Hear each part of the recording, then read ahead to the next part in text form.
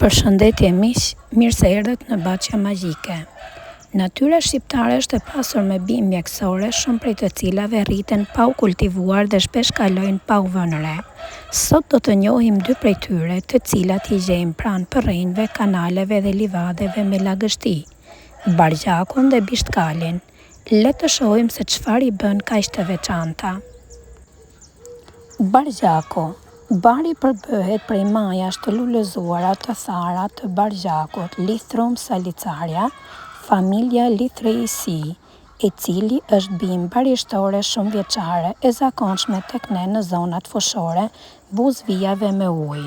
Bima ka kërcell 4 qoshësh me gjethe heshtore si zemër në bazë me lule roz të kuqe në kallin të gjatë skajor. Lulëzon qershor-tetor.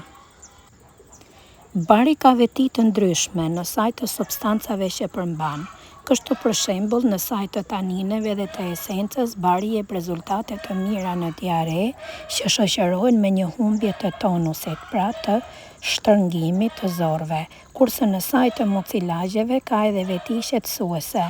Është provuar se në saj të salikarinës, heterozit, bari ka veti që të ndalojë rrjedhjen e gjakut, hemorragjin, të rrudh brenda një kohe të shkurtër mukozën e zorëve, si dhe veti specifike në dizanterin bikal. Bari ka veti edhe të lehta antibiotike, veç rasteve të përshkruara më lart, rekomandohet edhe në gastroenterit, në tifo dhe në dizanteri. Përgatitja dhe përdorimi. 30 ose 40 gram bari grimcuar hidhen në një enë të zinkuar ku përvellohen me 1 litër ujë që zien. Ena mbulohet me kapak dhe lihet për 15 minuta sa të ftohet. Pastaj çaji kullohet nëpërmjet një nape.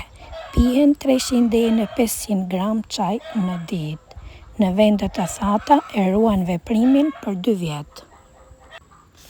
Këputja ose bishtkali, horse tail. Bari përbëhet nga pjesa mbitoksore e kërcellit, shterp, e thare, këputjes ose e bishtkalit, ose hjeksës, e cila është bimë shumë vjeçare, sporofite e lartë e zakonshme tek ne në vende me lagështi dhe hije e moçale. Këputja nxjerr 2 lloje kërcesh, por në mjeksi përdoren vetëm kërcesh shterp të verës, të cilët janë hollak të fortë dhe të thatë, me hulliza të theksuara për së gjati 20 deri në 60 cm të lartë.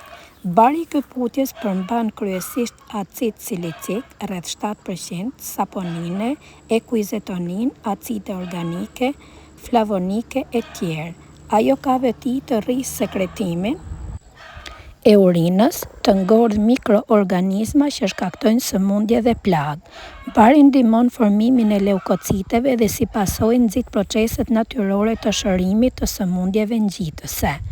Duke u nisur nga këto veti, këputja mund të përdoret në sëmundjet e veshkave dhe të fshikës së urinës, në disa sëmundje të zemrës që lidhen me mbajtjen e ujit në organizëm.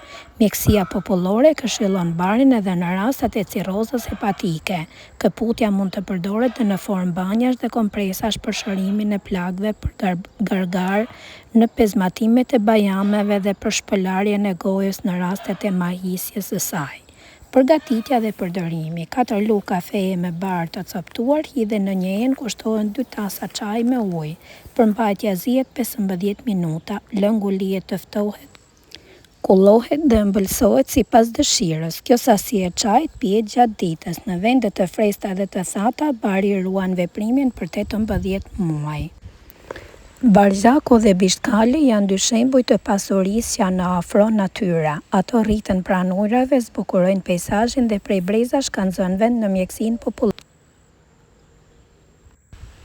Nëse ju pëlqeu kjo video, bëni like, abononi në kanalin Baçja Magjike dhe aktivizoni zilen që të mos humbisni videot e radhës mbi bimët mjekësore dhe këshillat për kopshtin. Faleminderit që ishit me mua dhe shihemi në video